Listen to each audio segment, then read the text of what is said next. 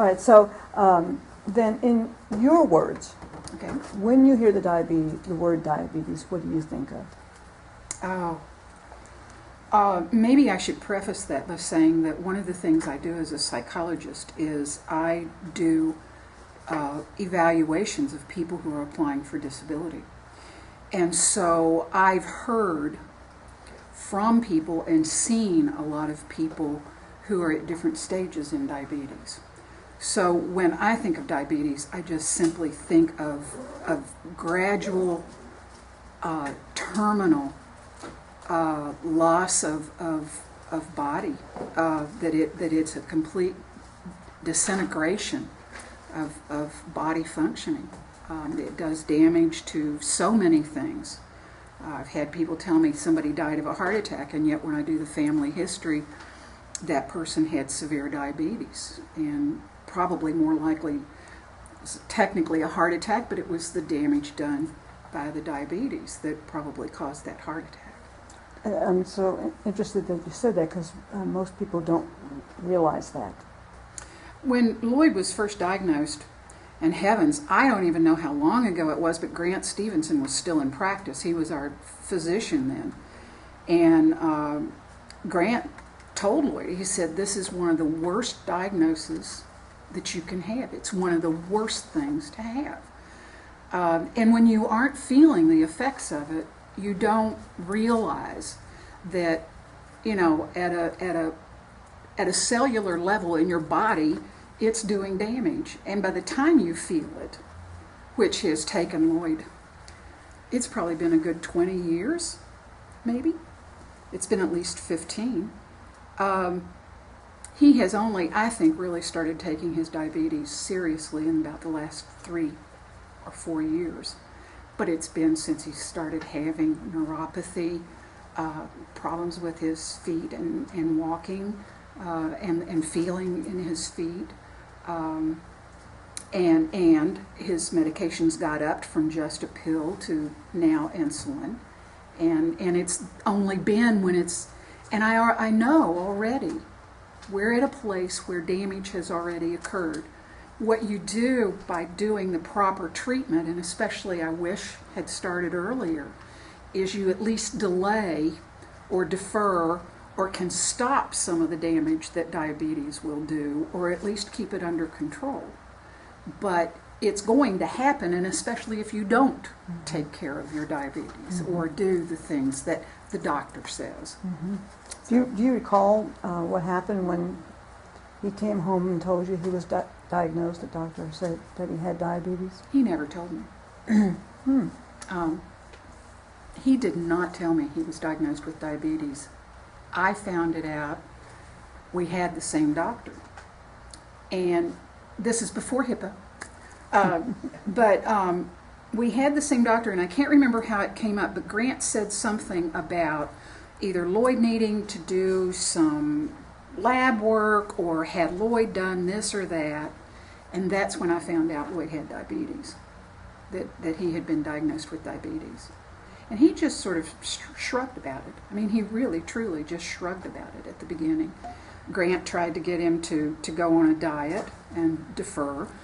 That didn't happen, and so then he put him on medications, and it was pills. Well, that didn't change behaviors any. And Lloyd knew, I knew, that Lloyd's father had diabetes at the time that Mr. Spear died, Lloyd's father. He had been diagnosed with diabetes. He had had some sort of heart problem, and they had done a, I don't know, those things you do, catheter thing. And he actually died from something going into his aorta and blocking it, which I guess is a stroke.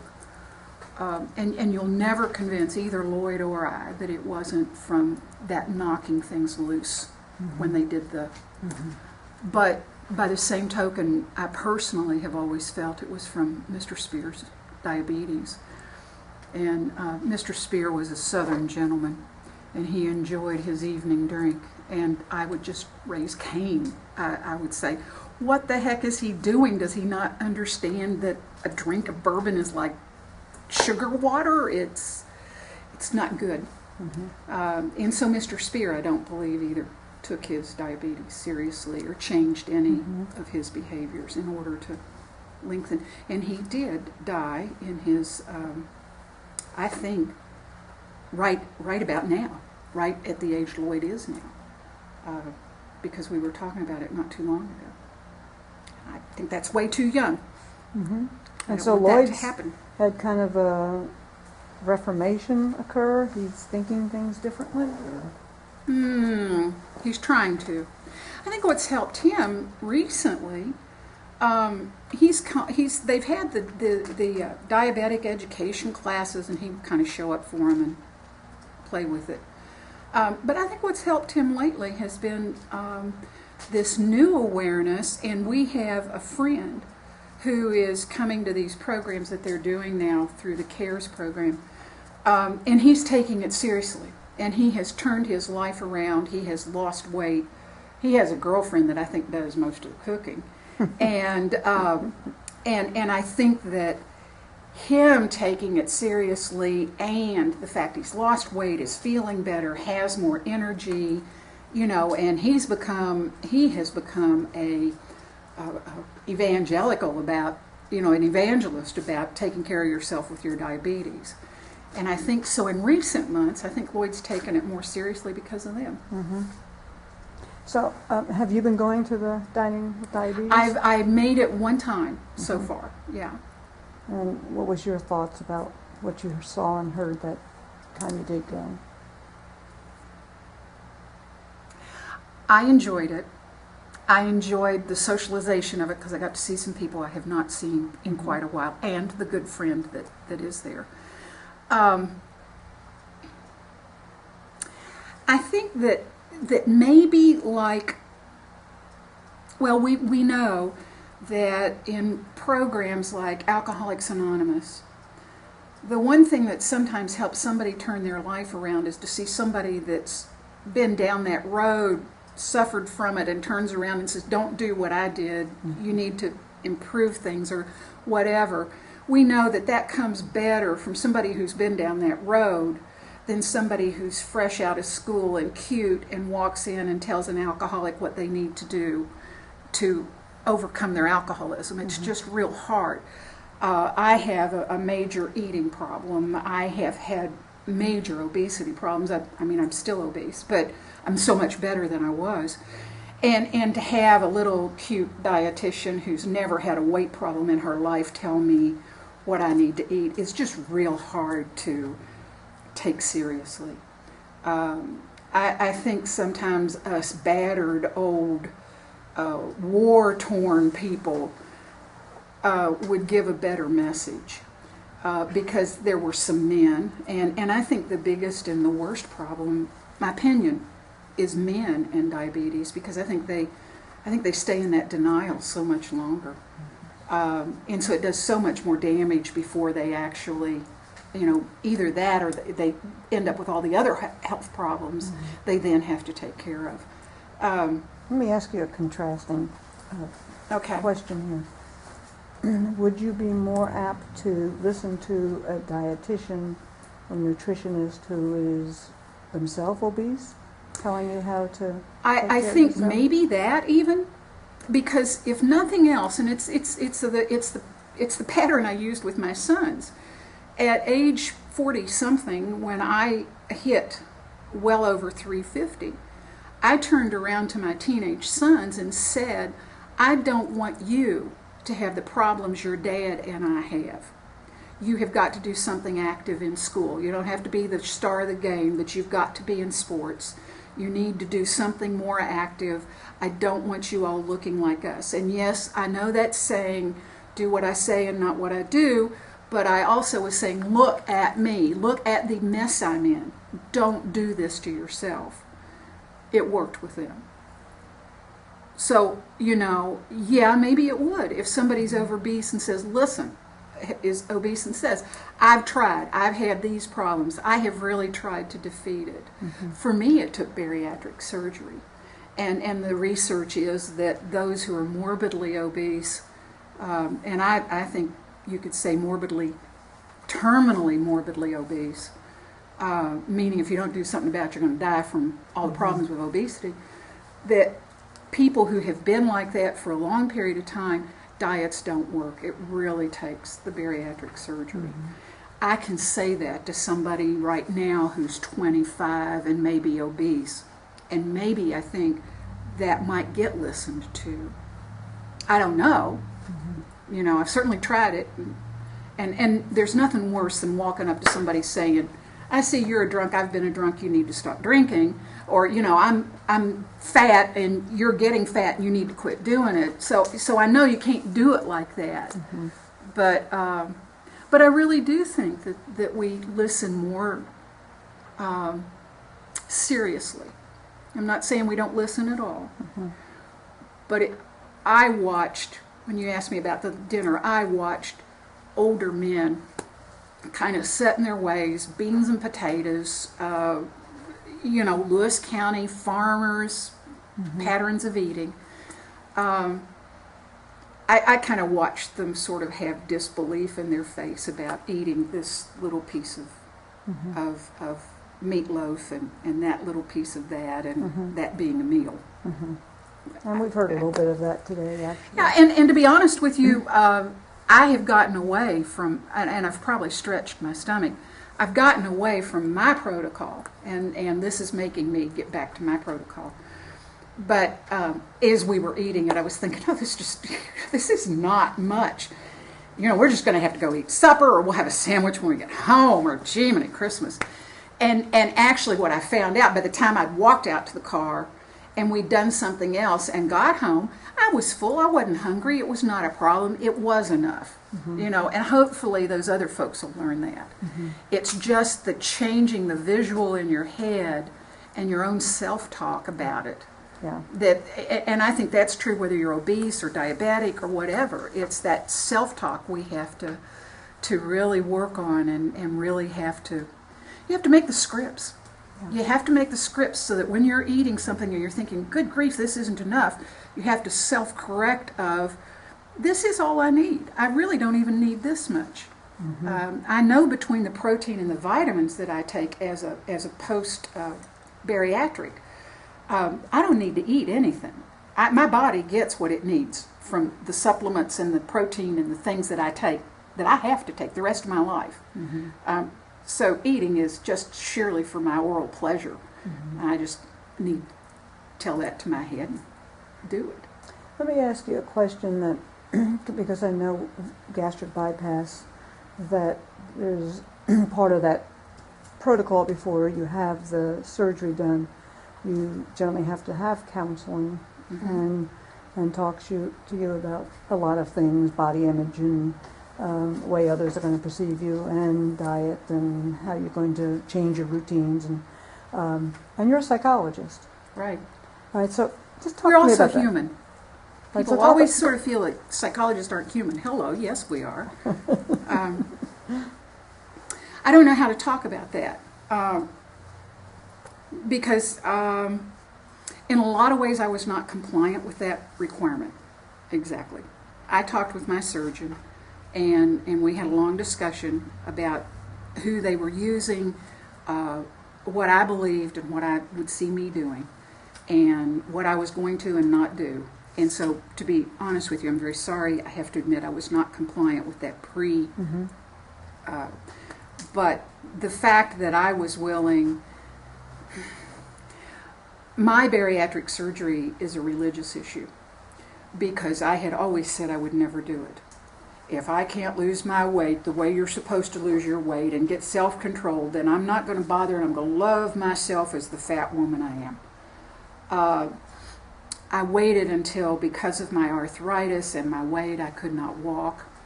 I would worry about going places because I didn't know if I could sit down on the furniture or if I would break it if I did. And if I did break it and fell, who would get me up? You have to call the EMTs. I hated my life so much that I prayed. And I said, show me what to do. If I have to learn to exercise, if I have to eat differently, just show me what I have to do and I will do it. And the next day there was an ad in the paper about an information thing for this. and things fell into place for me that it would happen and happen when I needed it to, that I just said, okay, this is a God thing, I will do it, I will do whatever I have to do. And so I've been compliant. That I lost a lot of weight given the fact I couldn't move. Mm-hmm. But once I lost enough weight and I wasn't losing anymore, we looked at knee replacement. And I found a really, really good surgeon in Columbus. And I had 3 questions for him. I said, number 1, do I qualify? Number 2, can we do them both at the same time? Because being out of the office 2 times is a lot of money for me. And number 3 was, what's it going to cost? And he said, yes, no, and don't worry about it. You need to learn, you need to be able to walk. Mm-hmm. And so then the knee replacements happened in a way that I really believe is a God thing. So I have no idea why God is remaking me. I tell my church it's so that the outside of me will look like what He's done on the inside of me. I'm working toward being a deacon in the Methodist Church. And all of that is totally off what you were asking me about, except perhaps there's a parallel in that you deny things even when you're getting so bad off, and I'm guilty of it, that I couldn't walk, that my husband had to drive me places, that my husband had to roll me in the wheelchair, that I got an electric wheelchair so I could even start seminary and not have to have him taking care of me all the time. I got to that point before I realized I didn't like my life and needed to do something different. I understand how people who are diabetic and things are not bad think they don't need to change what's going on. Mm-hmm. That's the parallel.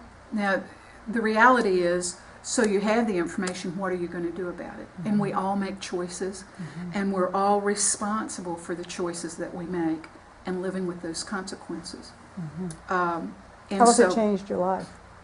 Pardon? How's your life changed? Oh, my heavens. You talked about self-image. That's been one that I still surprise myself when I look in the mirror. And I'm not down as far yet as I want to go. I want to lose another 50 to 80. But if I only lose to where I am now, it has been so life-changing. I can go places and do things, and I don't have to have Lloyd take me. You can walk back to the office? I can walk back to the office. He was leaving. He's also an enabler. He was going to leave the car so I could drive the 2 blocks. Well, I need to walk that 2 blocks. They did a walk out at Tollsboro from the fair to the... one of the things Lloyd's been doing, thanks to a friend of mine, who herself has had surgery and has lost weight. She started where I am and is now a size 8. But she walks, and she wakes him up in the mornings, and they go for a walk for 3 miles. And then she'll enroll them as much as she can, and if he can't go, she still will, and walk in these walks. The walk for diabetes, the walk for breast cancer, the walk for the balloon thing down in Maysville. And so she takes him out and hauls him along with her, and they go for walks. So he has started walking. I can't keep up with him. I can't walk that fast yet. Mm-hmm. But I did go on a walk from the Tollsboro Fair to the Tollsboro High School. It about killed me. Everybody was way ahead of me. Our son went ahead, went back, got the car, and caught up with us. But I did it. That's so life-changing from what I would have been able to do this time last year. Wow. So has this been in a year? Yeah. Okay, I didn't realize what I didn't January for left and February for right. And that wouldn't have happened if I hadn't have lost the weight. Mm-hmm. I don't have to worry about sitting on chairs. Mm-hmm. I still have trouble thinking I can get between me and that chair there if I'm walking through here, because before I couldn't have. We'd have had to move one of the chairs for me to get through, kind of a thing. Mm-hmm. I still have space. And once I started walking, I was standing up. I'm sorry, this is not... I was want to know these kind of things. I was standing up straight. I have not stood up straight in 20 years. I have not walked correctly for 20 years because of the pain and the hobbling and the arthritis. And so when the knees got finished and I was going to physical therapy, I had vertigo because I'm 2 inches tall. I'm 2 inches taller than I was in December before the surgery. So I'm looking down further and judging where I am.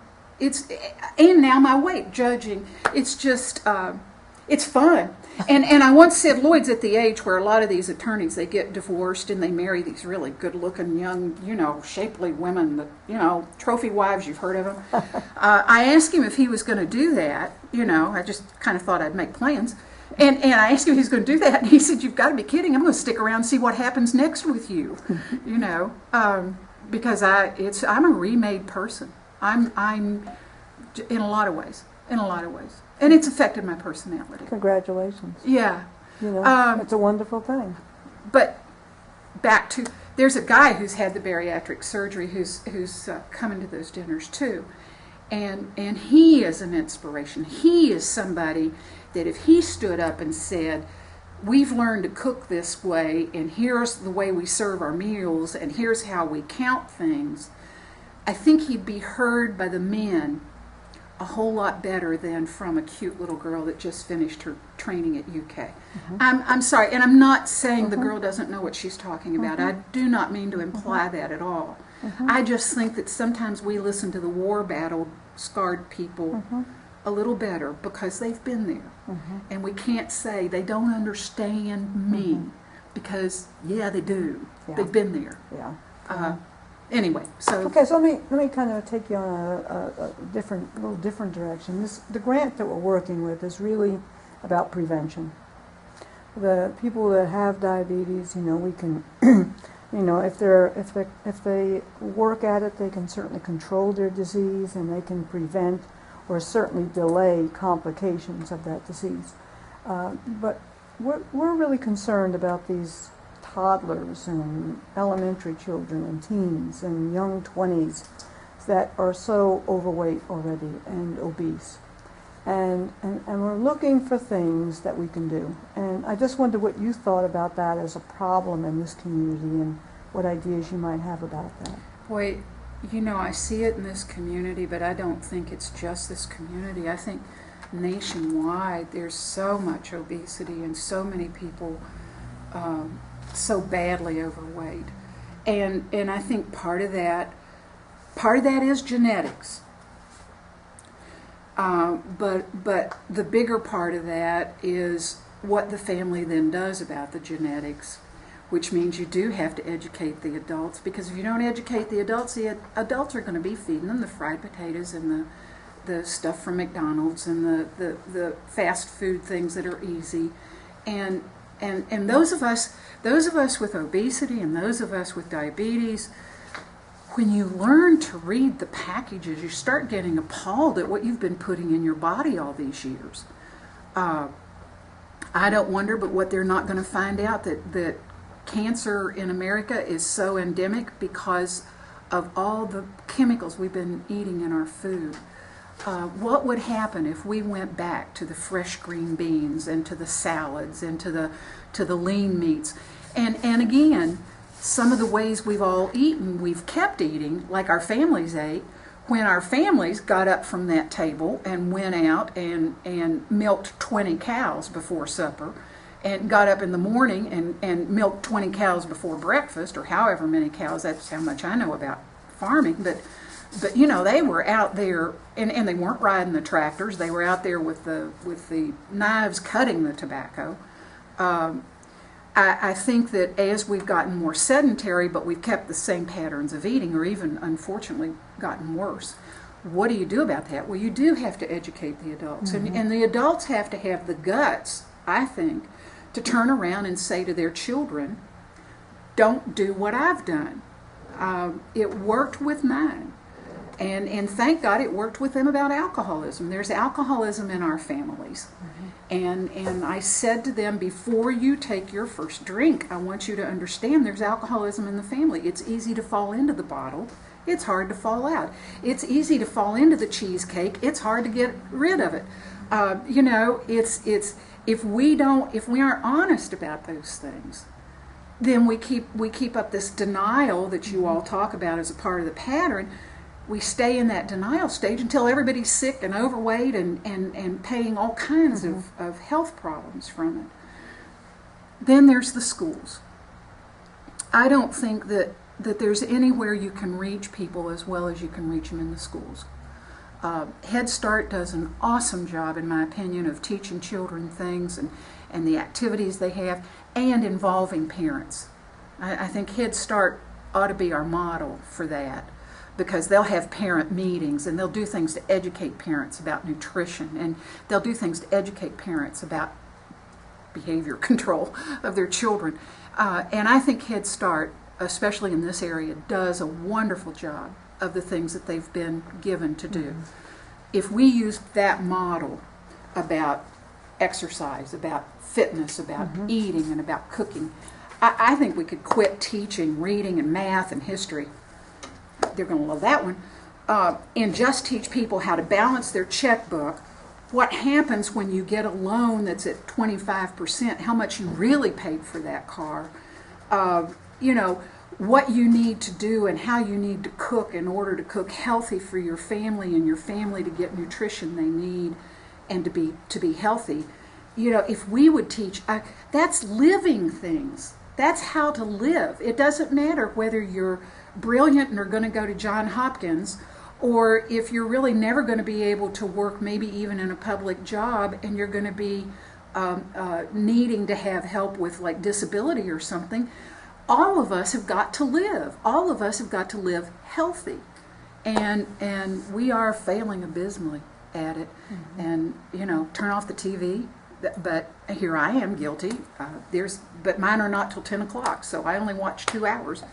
But I find we sit there, we watch the television, we haven't moved, we haven't talked to each other.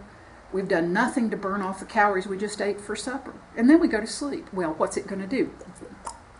And what's it going to do in your bloodstream? It's just going to travel around and do its damage. So how do we make a change? How do we we can identify the problem, but what do we got to do? What's going to work? We're in tight economic times. Gosh, nobody's asked me how to run the world in years. This is so much fun. I really think that we've got to, I've always said that if you hit people in their pocketbook or their power, you'll get their attention. When you're dealing with people bigger than you and more powerful than you, you deal with them at the polls, or you deal with them by suing them, But when you're dealing with everyday people, I think appealing to their power to change the behavior, their power to be good parents, their power to not pass on to the next generation the health problems and the obesity that we're dealing with. And if you're talking about pocketbooks, how do you budget and how do you buy groceries?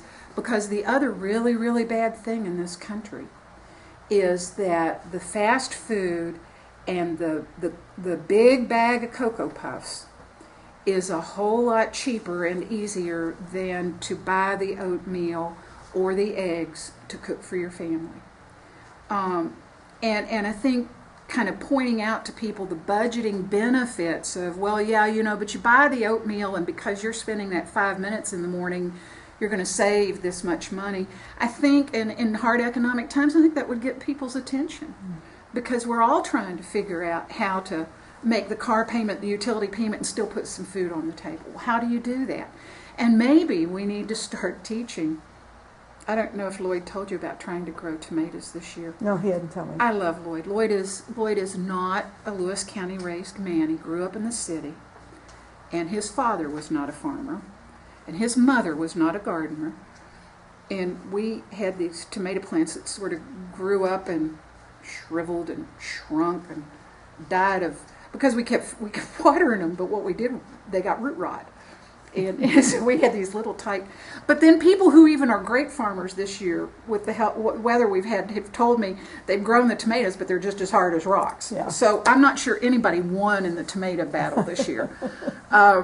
But maybe we need to teach and have community gardens. How do you grow a green pepper? I love stuffed green peppers. Stuffed green peppers is a healthy thing to eat. It's got the rice, it's got either chicken or meat in it, but it's good for you. It's good.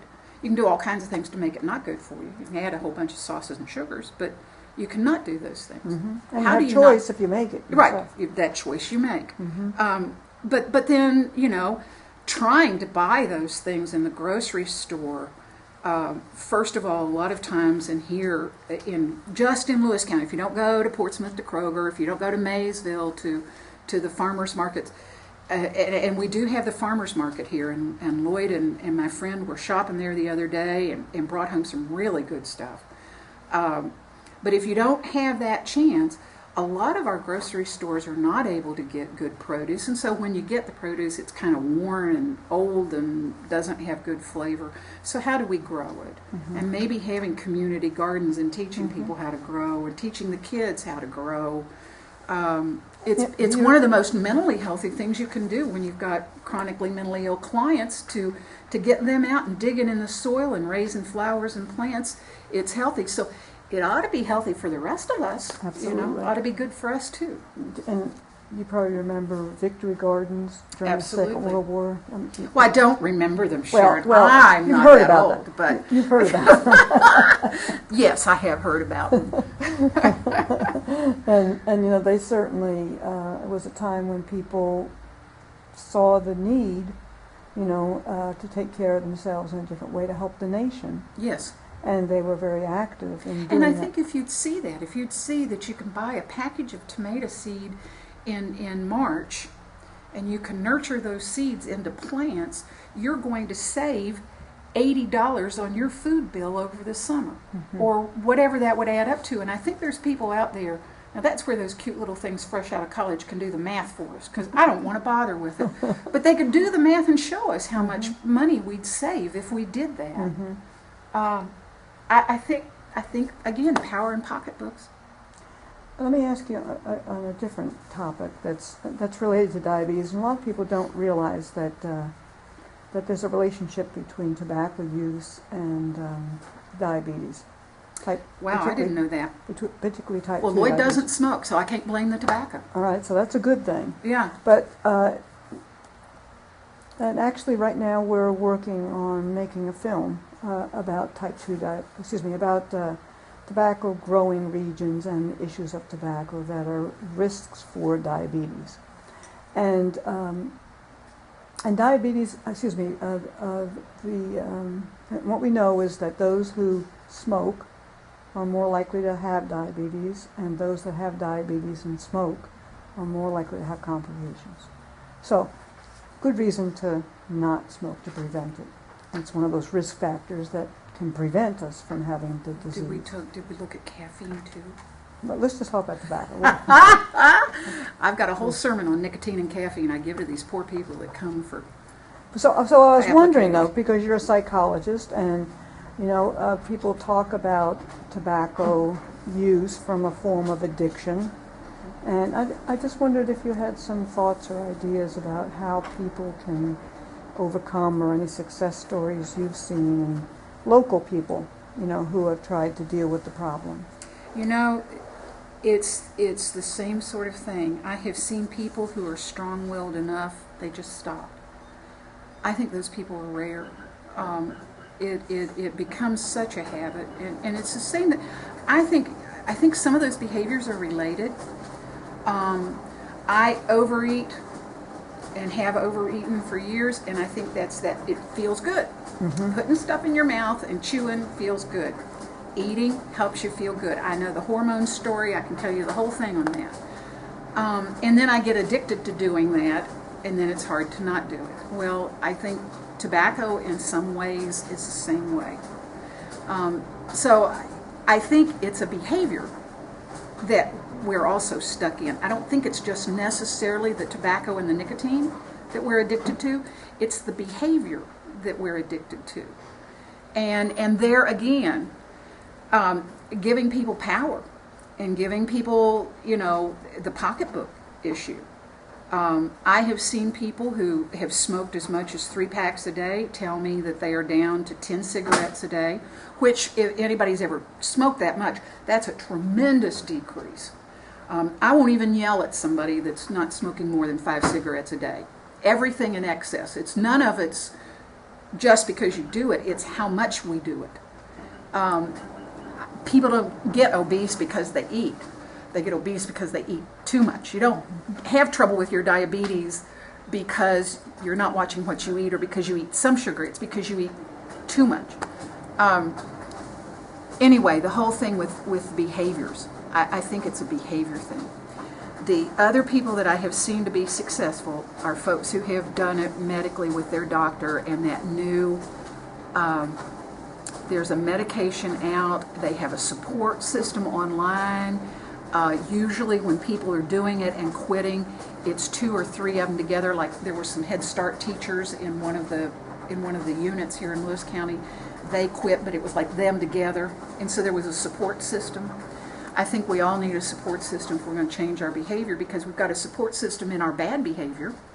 Folks who drink tell me it's easier to get a drink than it is to get a sandwich when you hang out with folks who drink. Certainly, in the circle I run with, it's easier to get a dessert than a salad. You know what I'm saying? And so I think some of that's the behavior. And the way that I approach it, and by the way, I think caffeine is a big issue in this area with the amount of coffee and pop that people are drinking. When they tell me their problems, they tell me they have anxiety problems, and I find out that they smoke 2 packs of cigarettes a day and they drink 3 pots of coffee over the day, I can look good as a psychologist, because if I can get them to cut down, their anxiety problems are going to go away. Well, those anxiety problems, that feeling of anxiety, is because your heart is beating too hard, because your blood pressure is probably up because your heart is beating too hard. You have just stimulated all of your organs. And so those who come to me with pain complaints, I talk about that in terms of the fact that everything I have read counterindicates nicotine and caffeine and pain control. And so with arthritis, you know, that if you cut down on the caffeine and nicotine, you're going to have less arthritis. It makes sense. It tightens up your muscles. Your muscles then tighten up your bones, and so everything's all clenched. You're going to have pain. With tobacco, though, people often use it because they say it reduces stress. But they're wrong. They are absolutely wrong. And if you really sit them down and get them to talk to you about that feeling, they say it helps them relax. But physiologically, what it's doing to them is it's tensing everything up. And I do the whole little thing about, you know, you got these little red blood vessels, and there's a hole here and a hole here and a hole here and a hole here to carry oxygen. And if it's full of nicotine, caffeine, nicotine, where does the oxygen get to happen? And so your muscles get tense because they're not getting the new oxygen in the old CO. I mean, the whole story is we have these amazing bodies, and they overcome awful things. I mean, the men who have been in wars and have lost limbs and have learned to walk with prosthetics, the body has an amazing ability to cure itself. But we have to make some choices about what we're doing to it for it to be able to kind of clean up what we're hurting it with. And honestly, when clients come to me and they're talking about depression, first assignment, I want them eating more fruits and veggies, at least 3 servings a day. Honestly, truly, if you do this, you're going to cure most of the depression in America. If people would eat 3 to 5 servings of fruits and veggies, I only assign 3 during a day. If people would go walk, and cut down on the toxins, and the toxins are, you know, substances, alcohol, any other substances I don't want to get into, and caffeine and nicotine. If they would cut down on those and increase the fruits and veggies, go for a walk, at least 30 minutes, only 3 times a week. Come back to me in 2 weeks, and we'll see how you're doing. 2 things happen. One is, if they don't do it, I know they're not really committed to getting better. They want me to wave a magic wand. And so I'm not going to waste their money or my time. The other thing is, if they really have done that, a lot of them feel so much better. They just feel like, you know, they've just turned their lives around. And that's all we do. That's not even getting into all the other stuff. And the other thing is, that if they really are still having problems, then I will refer for medications and for doctor care, because their system has shut down making those happy hormones, because we just did the things that help make the happy hormones. And that it's so simple. But it's so simple about how to solve diabetes. It's so simple how to solve obesity. It's so simple how to solve some of our pain problems that we all are suffering from. But we've got to make the choice to make that difference in our lifestyle. And if we don't do it, it ain't going to happen. So anyway, that's how Courtney would solve the world's problems, is just teach people those things. And we aren't teaching those things. Kids graduate from high school and they may have read, The Ancient Mariner, but do they know how to balance a checkbook? Do they know how to cook a well-balanced meal? Do they know why they should go exercising and what the minimum amount is that they can get away with and still benefit from it? That 30 minutes 3 times a week is the research. That's the minimum. But doing just that much, people feel better and do better. Why don't we do it? I want to hire you on. You're standing up and giving them a round of applause. That's right. It's just so simple, and we don't teach it. We don't teach it. But we don't have. I dare you to go to the. And I do respect teachers. Believe me, I don't teach because I would not spend a day with 30 yelling, screaming kids in a classroom. And I admire them and I appreciate them, and they do what they do against insurmountable odds at times. But I wonder how many of our own educators are living healthy lifestyles. So how much role modeling are we getting from anywhere about healthy lifestyles? So we need role models. Duh. And I know, whatever politics anybody has, I do admire our current president and his wife for the effort they're making to demonstrate that. And we have had, our presidents have done that. Why do we think that a president who's so important, he's the, what do they call him, most important leader of the free world? Our presidents go for hikes. Our presidents walk. Whoever they were, think about it. At least the ones in recent memory, Bill Clinton, George Bush II, Obama, they all exercise. Hello. There's a reason that their advisors and their physicians make them go do that stuff. They want them to be able to function if they've got to make a decision over here. And if they just laid around and ate and felt sorry for themselves and said, gee, this is a lot of hard work, I think I'll have another smoke, they might not be functional like we need them to be. Exactly. Yeah.